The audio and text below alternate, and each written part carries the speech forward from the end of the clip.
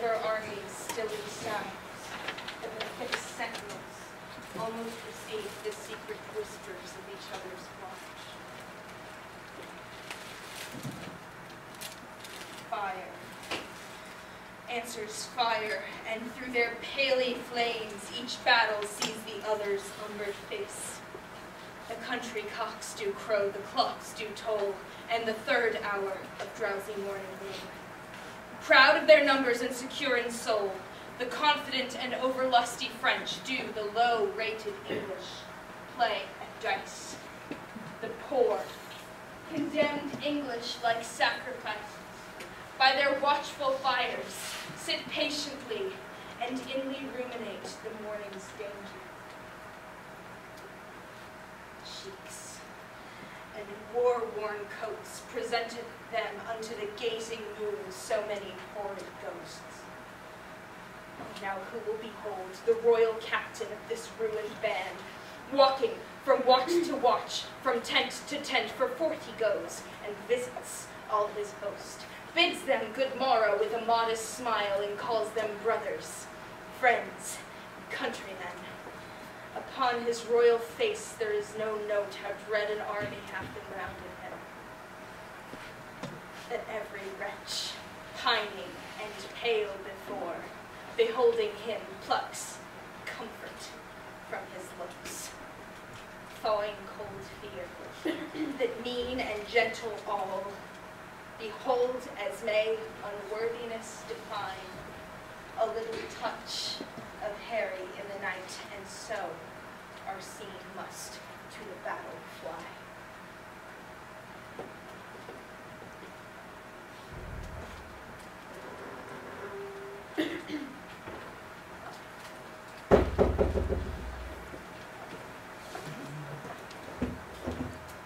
Lost it is true. We are in great danger. Greater therefore must our courage be. There is so full of good in things evil if men would observingly distill it out. Why our bad neighbors makes us early stirs, which is both healthful and good husbandry. Good old Sir Thomas Erpingham. A soft white pillow for that good white head were better than the churlish turf of France. Not so, my liege.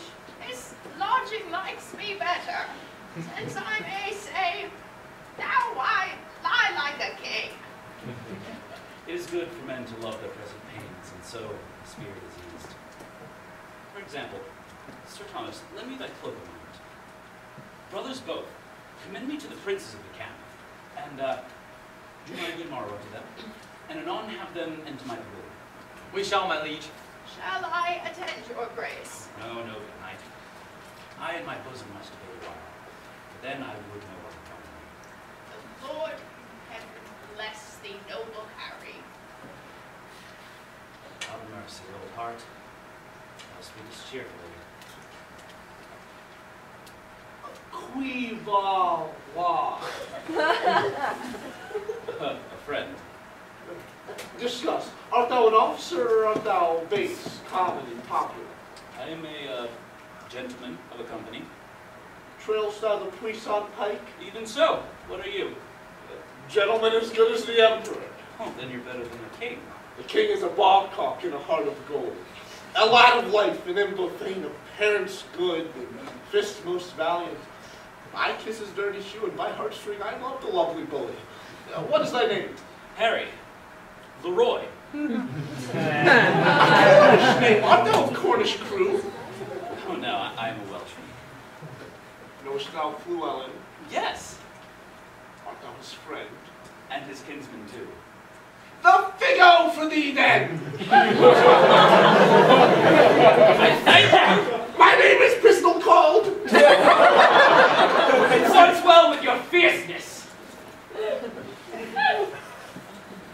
How now, Captain Llewellyn? So, in the name of Jesus Christ, speak lower. You did things but to examine the wars of Pompey the Great. You will find, I warrant you, that there is no tittle-tattle, nor bibble-babble in Pompey's camp. And you will find that the ceremonies of the wars, and the cares of it, and the sports of it, and the sobriety of it, and the modesty of it to be otherwise, you hear him all night. The enemy is an ass and a fool and a prating coxcomb. Is it even said, think you, that we should also look you? Be an ass. Prating coxcomb. I will in your own conscience now. I pray and beseech you that you will. Though it do appear a bit out of fashion, there's much care and valor in this Welshman. Brother John Bates, is not that the morning which breaks yonder? Think it be so. No great cause to desire the approach of day. You see yonder the beginning of the day, but I think we shall never see the end of it. Who goes there? A friend, Under what captain serve you? under Sir Thomas Irving. Good old commander, and a most kind gentleman. I pray you, what thinks he of our estate? Well, even as men wrecked upon a sand, look to be washed off the next tide. He hath not told this thought to the king. No, nor is it not meet that he should. Why, though I speak to you, I think the king is but a man, as I am. The violet smells to him as it doth to me. The element shows to him as it doth to me. All his senses have but human conditions, and therefore when he sees reasons of fears as we do, then his fear, out of doubt, is of the same relish as ours are. But no man should possess himself with any appearance of fear, lest he, by showing it, disheartens his armor. He may show what outward courage he will. But I believe, as cold a night as 'tis, he could wish himself in Thames up to the neck. And I would he were, and I buy him by all adventures, and would quit here. By my troth, I'll speak my conscience of the king. I do not think he would wish himself anywhere but where he is. So why would he were here alone? So he would be sure to be ransomed and many a poor man's life saved. Methinks you do not wish him so ill to wish him here alone. Why, I cannot think of any place to die so well as in the king's company. His cause just and his quarrel honorable. That's more than we know. I am more than we should seek after. For we know enough if we know we be the king's subjects. If his cause be wrong, our obedience to the king wipes the crime of it out of us. But if the cause be not good, the king himself hath a heavy matter to reckon with.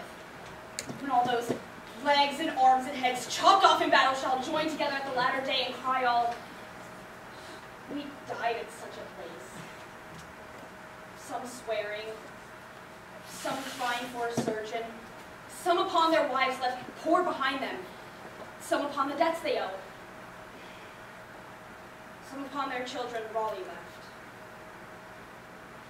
I am afeard there are few die well that die in battle. For how can they charitably dispose of anything when blood is their argument? Now, if these men do not die well, it is a black matter for the king that led them to it, whom to disobey were against all proportion of subjection. I myself heard the king say he would not be ransomed.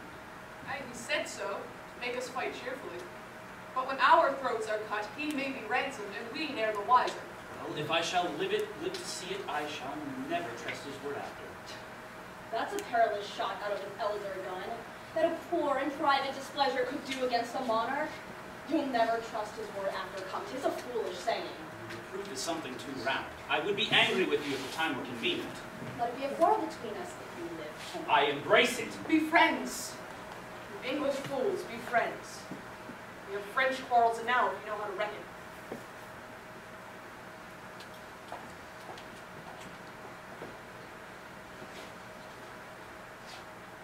Upon the king! Let us our lives, our souls, our children, and our sins lay on the king. We must bear all. O hard condition, twin-born with greatness, subject to the breath of every fool whose perception no more can feel but his own ringing.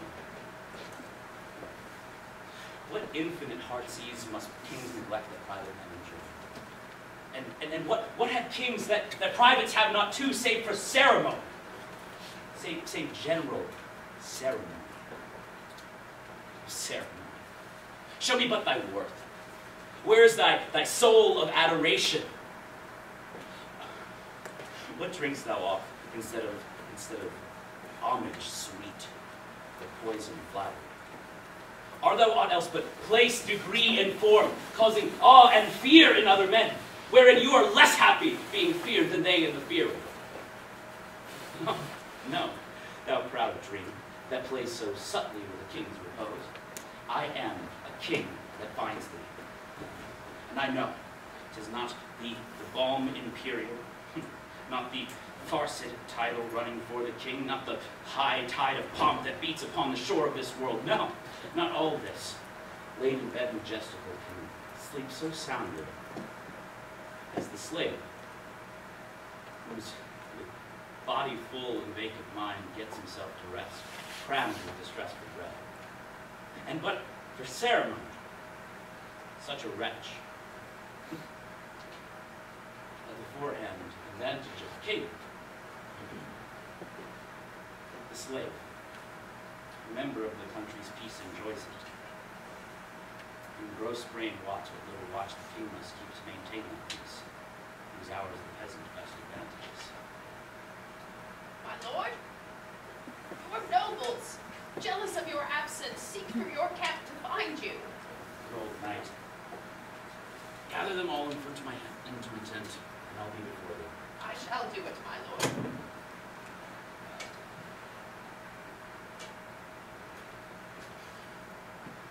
O God of battles, steal my soldiers' hearts. Take from them the sense of reckoning. Possess them not with fear. If the opposed numbers would pluck their hearts from them. Oh Lord, not today. No, not today.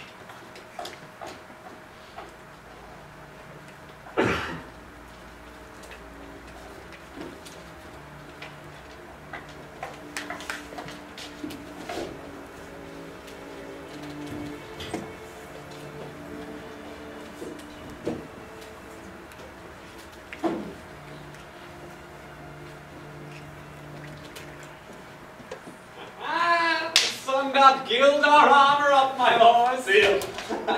Doesn't know long. Now, my fair constable. In English or in battle, do but behold yon poor and starved band, and your fair show shall suck away their souls, leaving them but the shales and husks of men.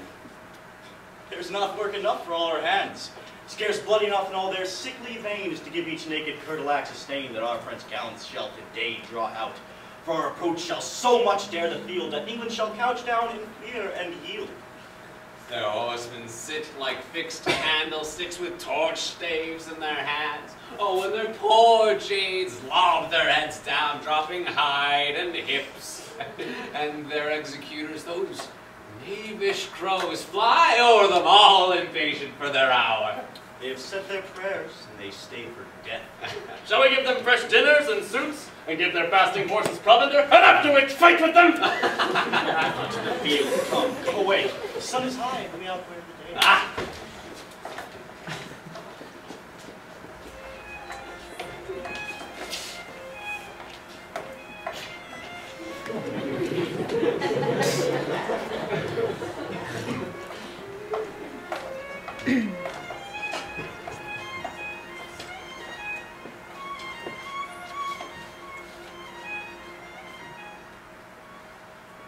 The king himself is rolled to build their battle.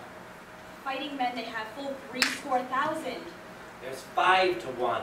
Besides, they are all fresh. God's arm strive with us. 'Tis fearful odds. God be with you, princes all. I'll to my charge. We no more meet, till we meet in heaven. Then joyfully, my dear Lord Gloucester, and my good Lord Exeter, and my kind kinsmen, warriors all, adieu. Farewell, good Irvington, and good luck go with thee. Farewell, kind lord. Fight valiantly today. He is full of valor, of kindness, princely both. Not that we now had here, but 1/10,000 of those men in England that do no work today. What's he that wishes so? My cousin from Gloucester. No, Westmoreland. Pray thee. If we are marked to die, then we are now to do our country loss. If to live, then the fewer men the greater share of honor. I am not covetous for gold. No, I care not who feeds upon my cost. It yearns me not if men my garments wear. Such outward shows will not my desires. But if it be a sin to covet honor, then I am most offending the soul alive. So nay, wish not help from England. Rather proclaim it through our host, that he that hath no stomach in this battle, let him depart. His passport shall be made. For we would not die in the company of the man that fears his fellowship to die with us. Today is called the Feast of St. Crispin. He that shall live this day and come home safe shall stand a tiptoe in the day's name. He that shall live this day and see old age will yearly on the vigil feast his neighbors and say, tomorrow is St. Crispin. Then he will strip his sleeves and show his scars and say, these wounds I had on Crispin's day. Old men forget, but all shall be forgot. But he'll remember with advantages what feats he did that day. The good man shall teach the story to his sons. And then our names, Harry, King, Bedford and Exeter, Warwick and Talbot, Salisbury and Gloucester shall in their flowing cups be freshly remembered. And Crispin shall ne'er abide from this day until the ending of the world, and we in it shall be remembered. We few, nay, we happy few, we band of brothers, for he that sheds his blood with me today shall be my brother, he ne'er so vile. And gentlemen now abed in England shall think themselves accursed they were not here, and hold their manhoods cheap, whilst any speak that fought with us on St. Crispin's day. My most sovereign lord, bestow yourself with speed. The French are bravely in their battles set, and will with all expedience charge on us. All things are ready if our minds be so. Perish the man whose mind is backwards now. Oh, now, cuz, thou wish no more help from England. God's will, my liege, would you and I alone, without more help, could fight this royal battle. Now you've unwished 5,000 men, which likes me better than to wish us one. You know your places. God be with you all. Once more I come to know of thee, King Harry, if for thy ransom thou wilt now compound before thy most assured overthrow. Who sends me now? The constable of France. I pray thee, bear my former answer back.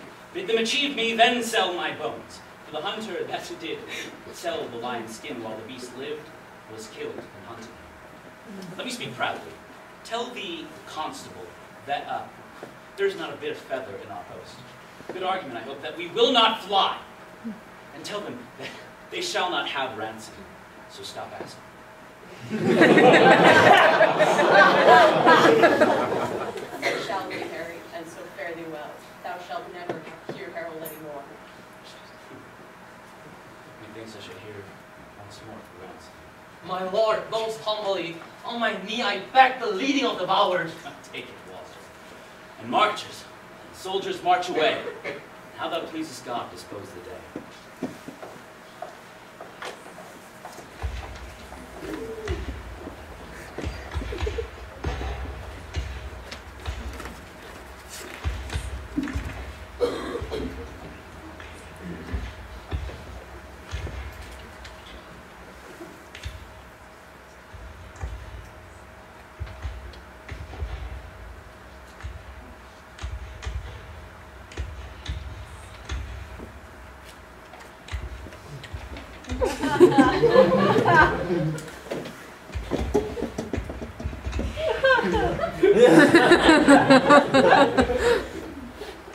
Yield, cur!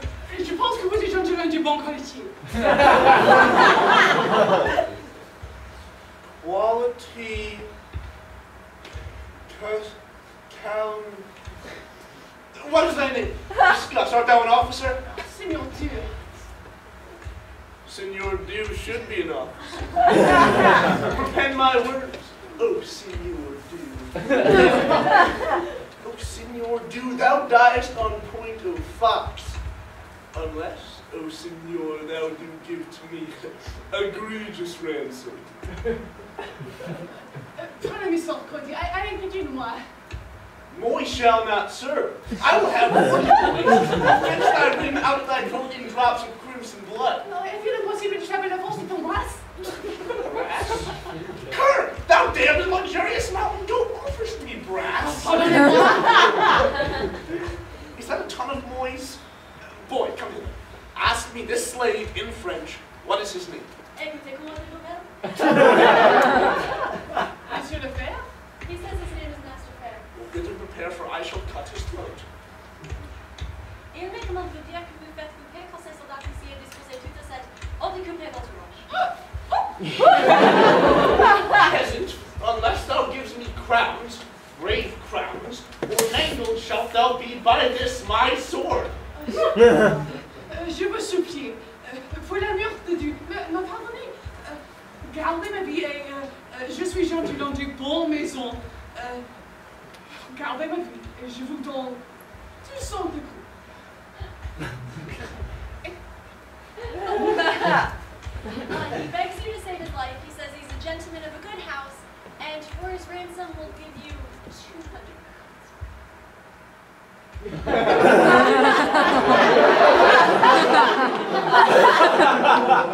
Tell him my fury shall obey to the crowns I shall take.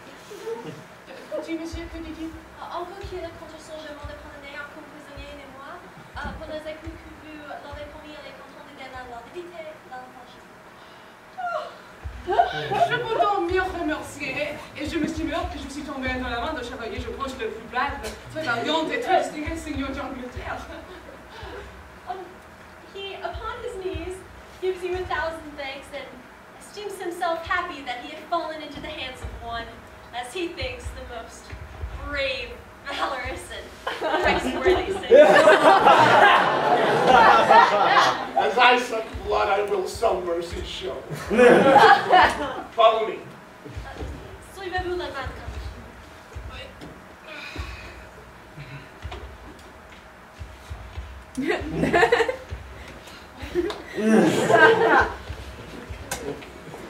Never did I know so grand a voice issue from so empty a heart.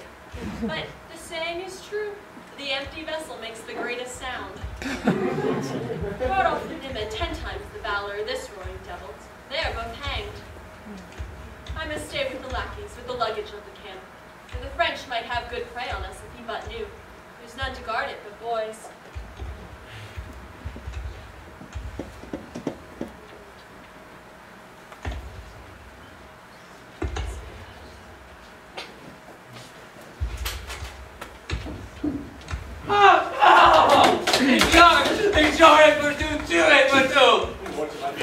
Oh, merchant fortune, do not run away! Why, all our ranks are broke. Oh, pardonable shame! Let's stab ourselves. This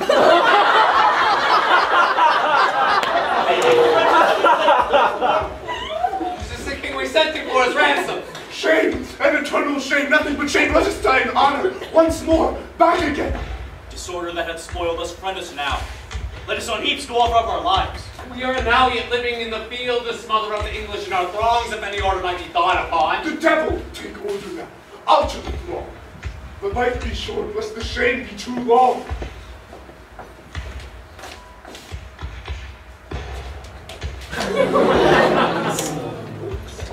Huzzah!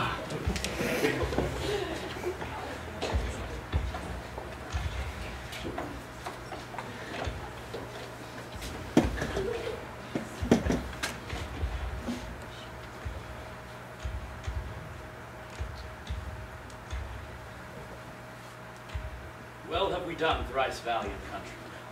Yet all not is done. Keep the French the field. Duke of Gloucester commends him to your majesty. Lives he, good uncle? Why, thrice within this hour I saw him down, and thrice up again, and fighting. From helmet to spur, all blood he was. In which array brave soldier doth he lie, larding the plain.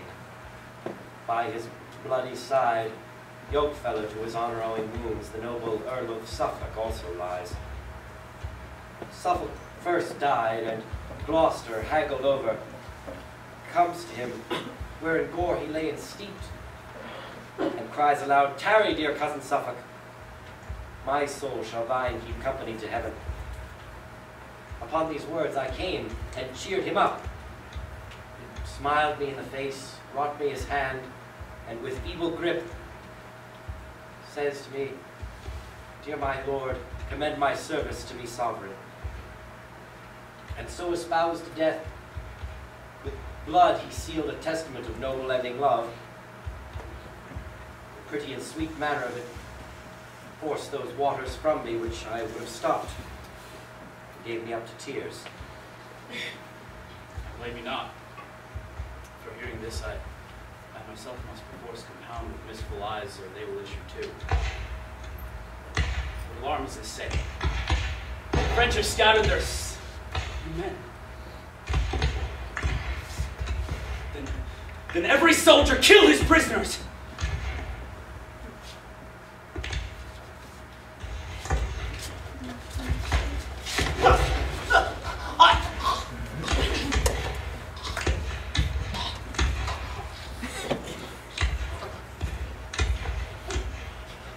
Give the word through.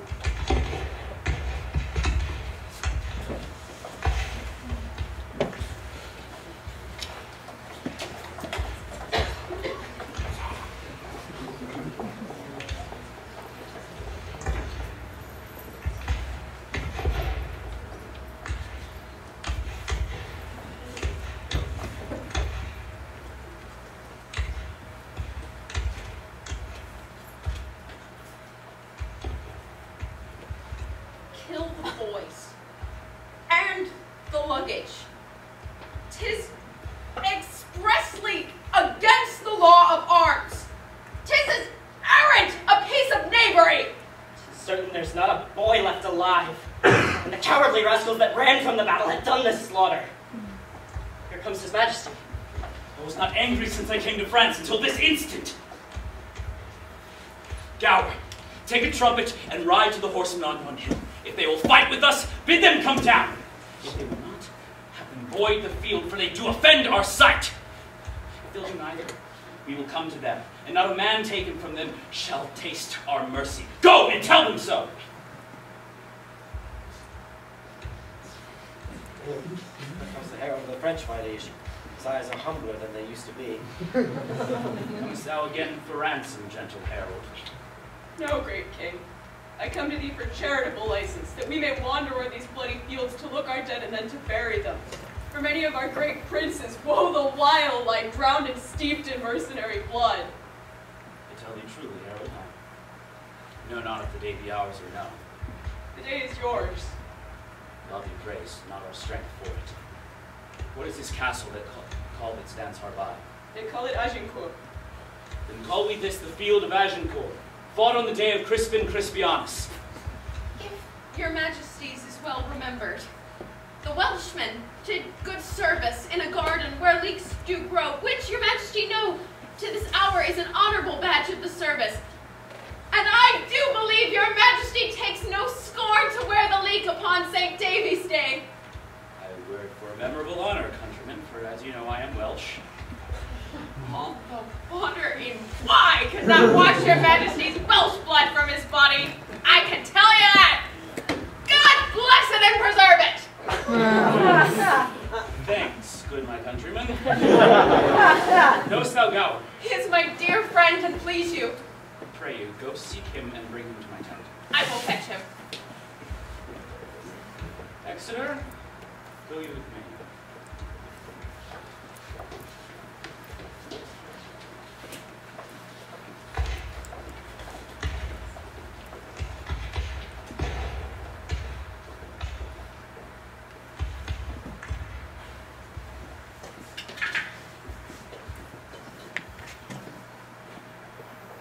Exeter are the dead numbered.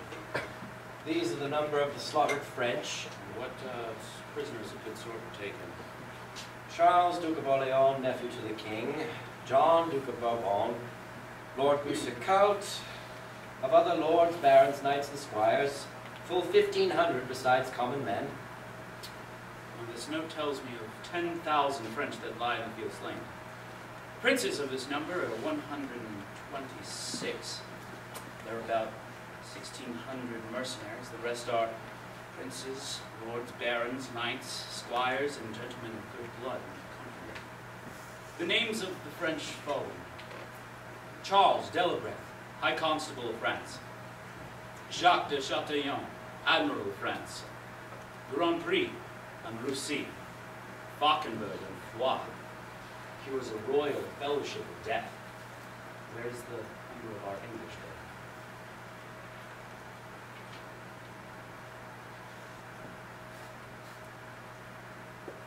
Take it, God. There is none but thine. Come, go we in procession to the village, and let it be death proclaimed, so that the glory may be God's, which is his only. Is it not lawful, so please your majesty, to tell how many's killed? Yes, good captain, with the acknowledgement that God fought for us. Yes, my conscience. He did us great good. Come, do we all our holy rites, then to Calais, and to England then, when an heir from France arrived more happy.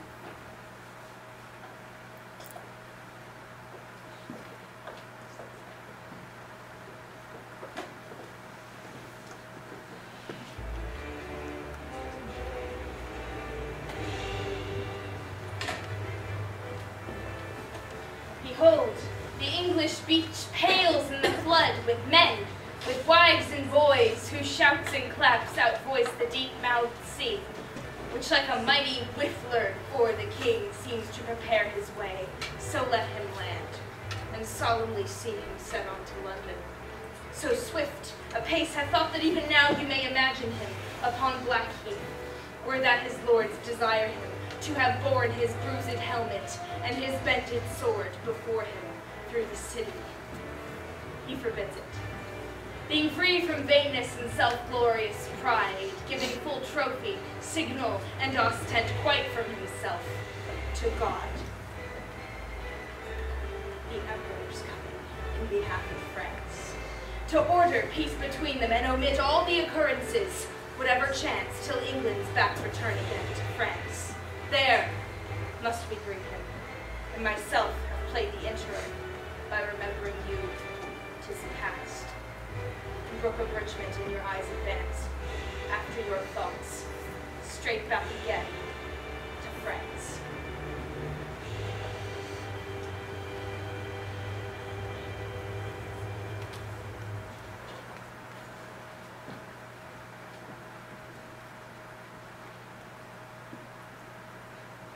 No, that's true, but why wear you your leek today? St. David's Day is past.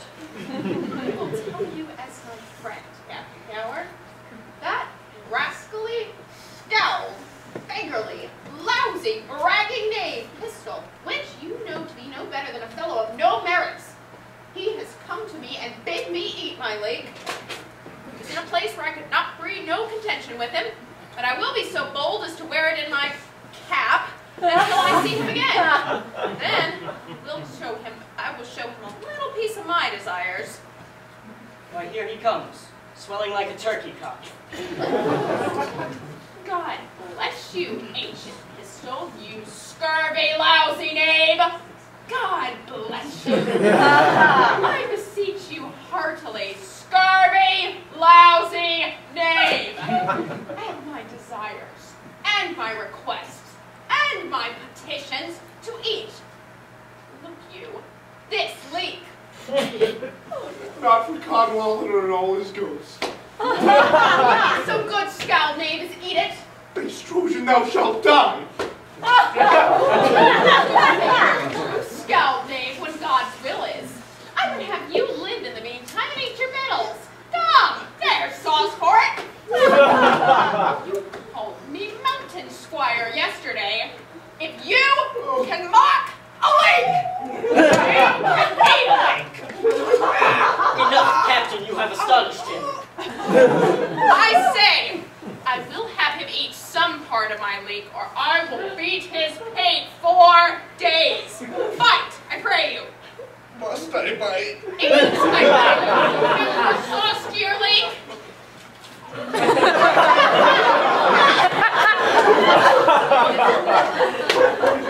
Much good do you scout, knave, heartily. You take occasion to see links hereafter, I pray you. Mock at 'em. That is all. Aye! Links is good. Hold you. There's a groat to heal your pate. Me, a groat? Yes, verily. And in truth you shall take it. For I have another leek in my pocket, which you shall also eat.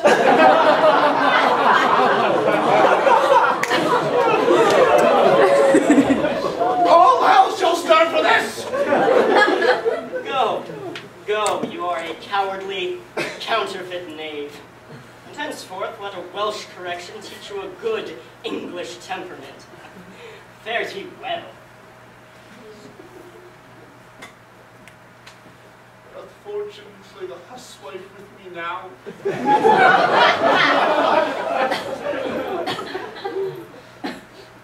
News have I that my Nell is dead in a spittle with malady of France. Old I do wax, and from these weary limbs honor is cudgelled. Well bald I turn to something lean of cut purse of quick hand. To England I'll steal, and there I'll steal. In patches will I get into these cudgelled scars, and swear I got them in the Galli wars.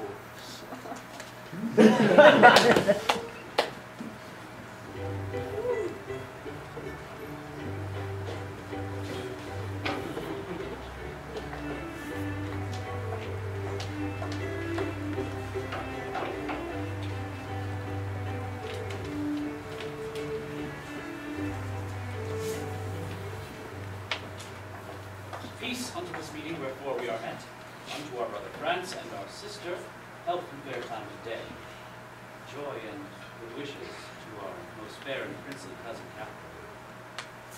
Fairly met, brother England. So are you, Princess English, everyone. So happy be the issue, brother England, of this good day and gracious meeting, as we are now to behold your eyes. Your eyes which hitherto have borne in them against the French, who met them in their bent, the fatal balls of murdering basilisks. The quality of such looks we fairly hope have lost their venom, as this day shall change all griefs and quarrels into love. Cry amen to that, thus we appeal. You English princes all, I do salute you. A duty to you both, on equal love, great kings of France and England.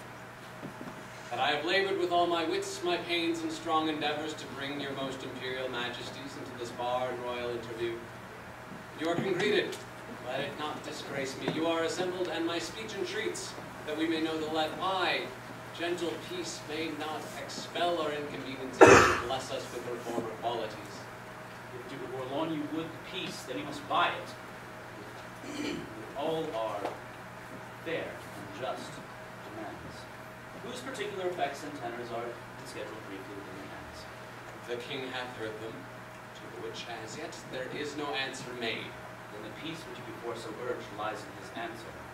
I have but with a cursory eye or glance the articles. Please, if your grace, to appoint some members of your council to sit with us once again.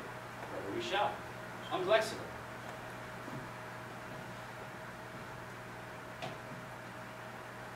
Take with you free power to ratify, augment, or alter as your wisdoms shall see best advantageable to our dignity.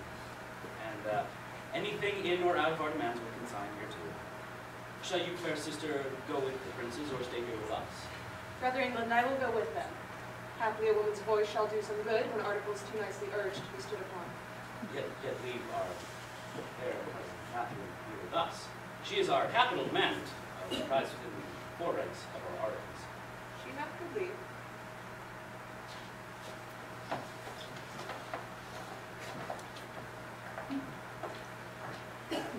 Fair Catherine, and most fair, will you vouchsafe to teach a soldier terms such as will enter a lady's ear and be his love suit to her tender heart?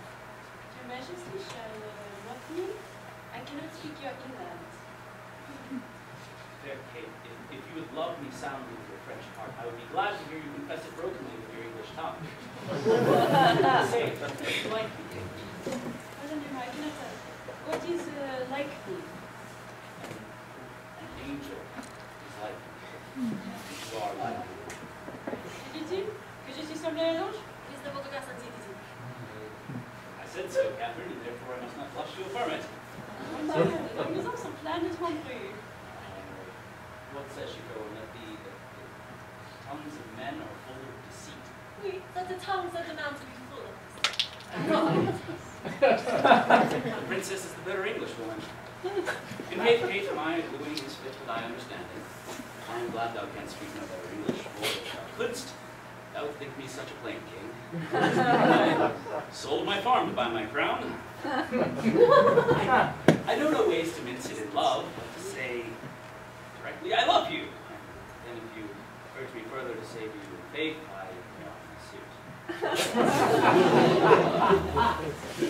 Give me an answer. In faith do, and so clap hands and a bargain. How say you?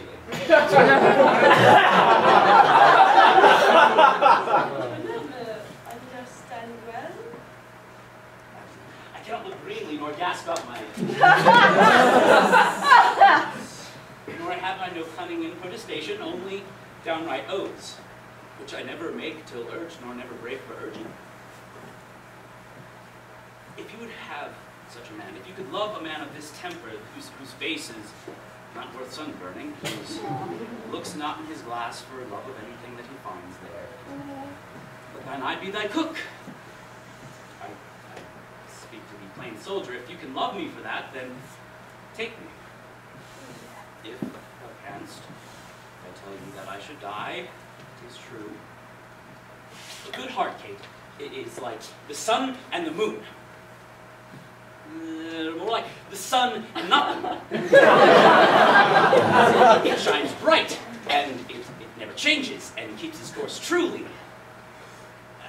If you could love a fellow of such a temper, Kate, then take me.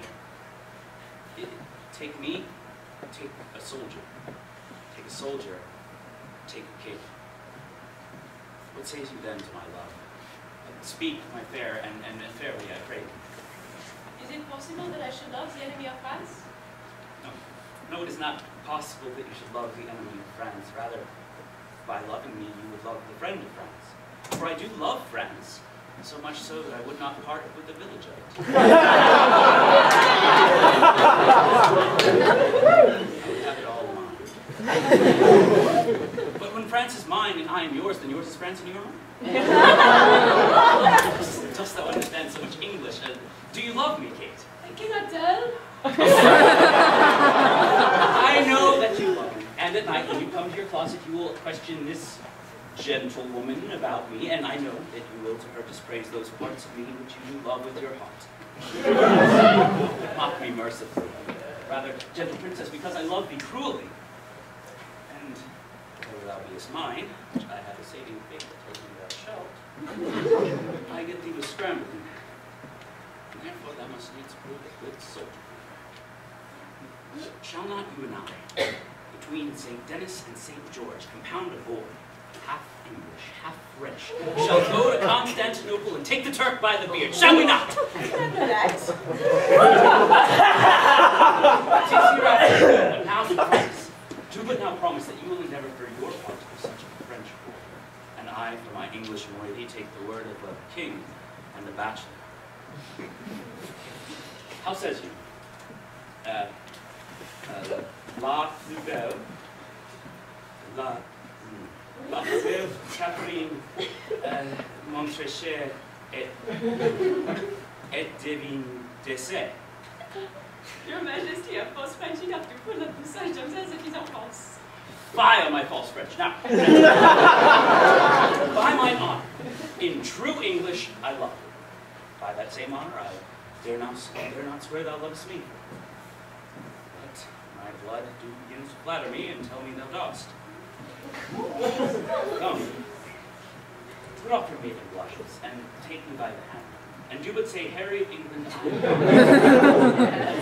no sooner shall those words bless mine ear withal, than I shall say aloud that England is thine, Ireland is thine, France is thine, and Harry Plantagenet is thine. That he says it shall please the Lord mon père, It shall please him well. but it shall also concern me. And I will kiss her lips. The dominant.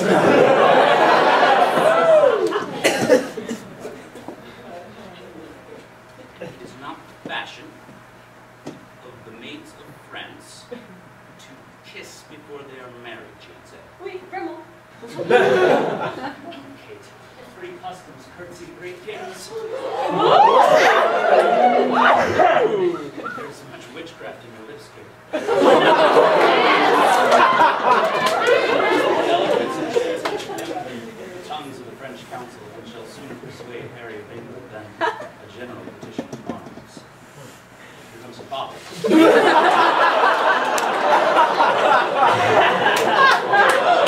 Your Majesty, teach you our princess English.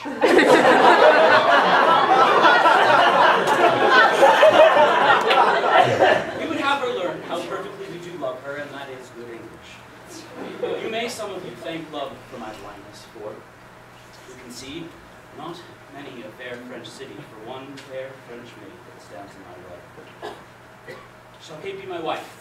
So please you. I am content. The king hath granted every article. His daughter first, and then in sequel, all according to their firm proposed natures. Take her, fair son, and of her blood raise up issue to me. The contending kingdoms of England and France, whose very shores look pale with envy of each other's happiness, may cease their hatred. War nevermore advances bleeding sword twixt England and fair France. Amen. Now welcome, Kate, and very witness all that here I do kiss her as my sovereign queen. Prepare us for a wedding, on which day, my lord of Bourbon, we will take your oath, and those of the peers, for the surety of our union. And then I shall swear myself to Kate, and you to me. May our oaths well kept and prosperous be. Small time, but in that small most greatly lived this Star of England. Fortune made his sword, by which the world's best garden be achieved, and of it left his son, imperial lord, Henry VI. In infant bands crowned king of France and England, did this king succeed, whose state so many had the managing, that they lost France, and made his England bleed. For their sake, in your fair minds let this accepted